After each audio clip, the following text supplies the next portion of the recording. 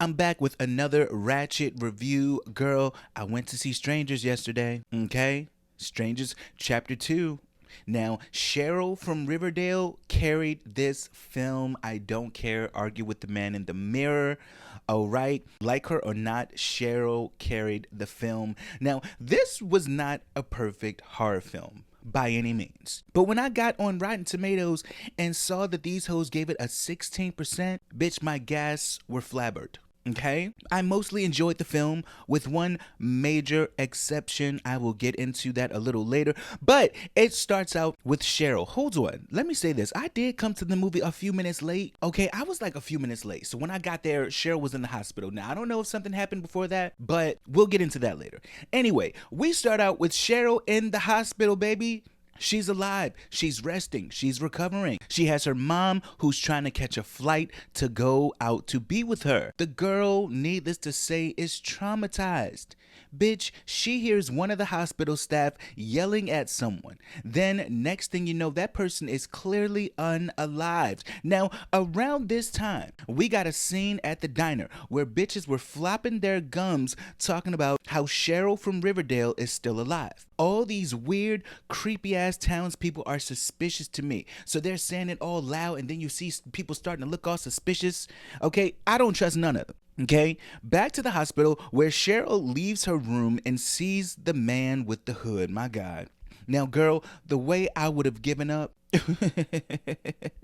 the way the way I would have surrendered and said, just go ahead and have me, baby. But Cheryl is a fighter, so she and her stitches starts haul assing as best she could. She ends up hiding in the mortuary with her boyfriend's body. No, baby Cheryl, you a G, cause I can't do it. All right, ooh, I would have been no good. Then Axeman almost finds her but is distracted by a hospital staff member. All right, so the Axeman took this poor man out and Cheryl got to flee. She runs to some lady's house. The lady is holding her at gunpoint because she doesn't know who Cheryl is. Now, bitch, Cheryl tells this lady that she needs to contact the sheriff. The lady then says that sheriff won't help her because, and then she's shot with an arrow by one of the woman killers.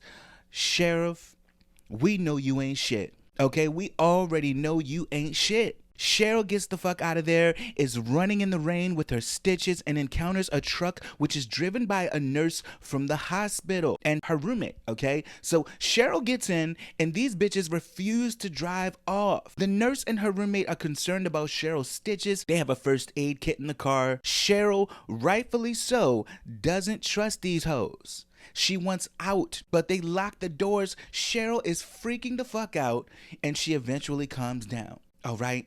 Now, bitch, they're driving on a rainy road at night, and they stop for two creepy white men. Now, I'm not doing this with y'all. Y'all know I'm trying to escape an axe murderer, and y'all stop to pick these two men up because they're your roommates? Even still, that's not suspicious to you that they're just out in the rain on the road? Traumatizing.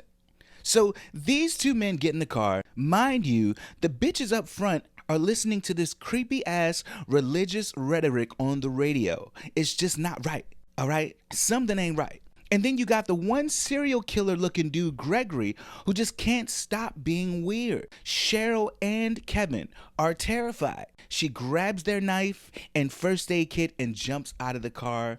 All right, and I totally feel you, Cheryl, because don't trust none of them. So now Cheryl is back in the woods. We then see these three masked killers looking for her in the woods. I'm like, y'all really want her dead?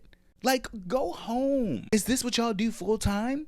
We then see a flashback of one of the woman killers as a child. She wasn't popular, okay? And she was building a sandcastle, and the mean girls came and stepped on her sandcastle, and I guess this was just the beginning of her becoming crazy. Back to real time where Cheryl is in the woods. She sews up her wound, starts a fire to keep warm, and is chilling, okay? It seems like, things are okay. Then here comes my biggest issue with this film, bitch. They had a cameo from Pumbaa from The Lion King. Bitch, when I tell you my side eye was so serious, it was over the top for me. She ends up stabbing Pumbaa to death and fleeing back to the house where it all started. Now, I know they needed to kill time, all right, and perhaps needed to add some more suspense. But having Pumbaa in the film, I will never forgive y'all for that. All right. Now, does it deserve a 16% on Rotten Tomatoes because of that? No. But we got to do better. We got to do better. If you want to stretch these stories out, you got to fill it with meaning. Okay? Now, moving right along, as I said, Cheryl is back at this house. Girl, could you imagine? And she's having the flashbacks with her boyfriend. It was a taped up crime scene. She ends up getting some snacks and is encountered by a detective who showed up due to the sheriff's lack of response to these killings. Sheriff, you ain't shit. Do you understand? I have my foot on your neck. Cheryl asked this man if he has a car. He said yes. She said, get me the fuck out of here, bitch. Okay? I am Cheryl. All right? So they go to the car. Cheryl, she gets in. This man couldn't have been moving any slower. And as he's about to get in the car, bitch, he got shot with an arrow. My God. Now, this girl with the mask, her aim is on point. The girl got aim. Cheryl gets in the driver's seat. She pulls off, but the masked woman shot at the car, which caused it to break down. So Cheryl, she got away just a little bit, but not too far. She ends up at the creepy ass nurse's place where she lives with her roommates. She goes to lay down and wakes up all stitched up, which is nice. So she got some rest and some stitches. She needed that. She sees the nurse and her roommates.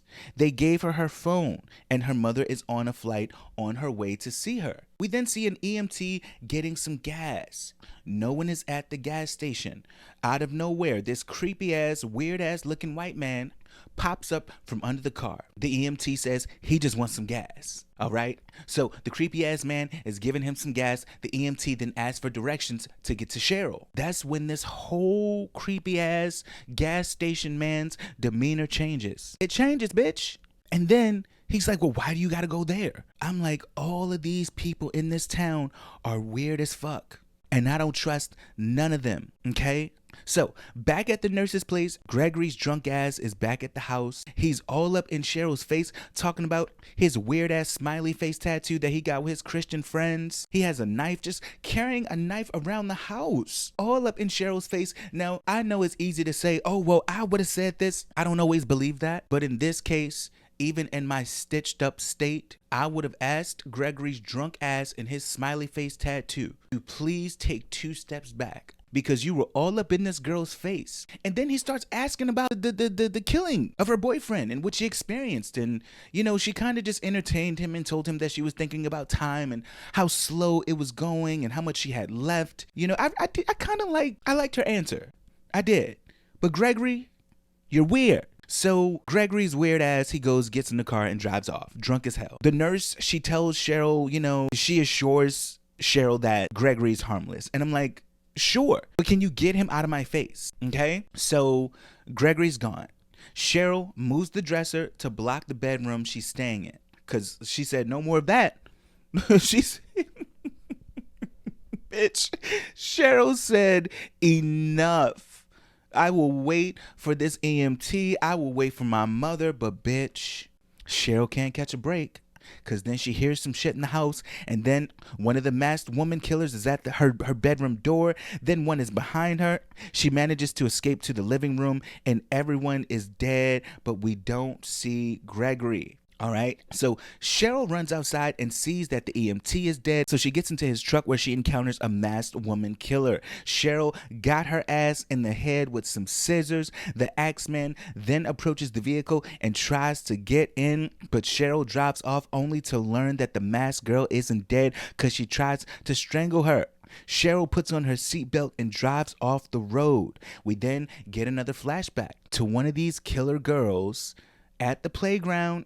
Now, I don't know if that was her brother or her friend, but one of the girls at the playground, she got injured. And so her brother or friend goes to check on her. And that really bothers this little girl. And so bitch just loses her shit. She starts killing animals and shit, starts killing fucking mice.